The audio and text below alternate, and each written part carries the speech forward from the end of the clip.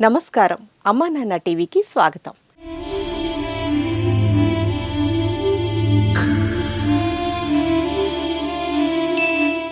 విధిరాత కారణంగా కుటుంబానికి దూరమై పిడికెడు మెతుకుల కోసం అనేక కష్టాలు పడుతూ నడుం వాల్చేందుకు చోటు లేక రోడ్లపై పిచ్చివాళ్లలా తిరుగుతున్న అభాగ్యులను చేరదీసి పునర్జన్మనిస్తుంది యాదాద్రి భువనగిరి జిల్లా చౌటుప్పల్లోని అమ్మా నాన్న అనాథల పుణ్యక్షేత్రం.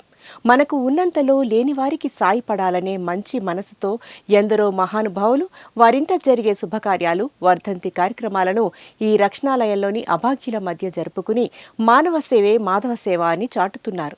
అలా పి శ్రీను అనే సేవామూర్తి వారి కుమార్తె జన్మదినం నాడు నిర్భాగ్యుల సేవలో పాల్గొన్నారు.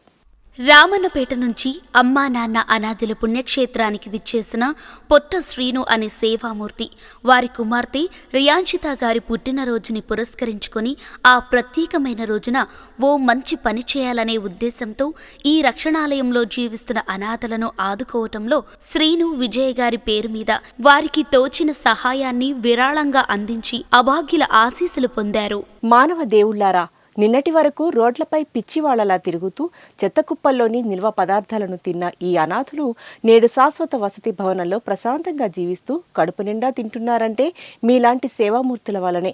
మీ ఇంట జరిగే పుట్టినరోజు, పెళ్లి రోజు, వర్ధంతి కార్యక్రమాలను అమ్మా నాన్న అనాథల పుణ్యక్షేత్రంలోని అభాగ్యుల మధ్య జరుపుకుని ఈ అద్భుతమైన క్షణాలను మదిలో పదిలపరుచుకుని శివానుగ్రహంతో ఉన్నత స్థితికి చేరుకోండి.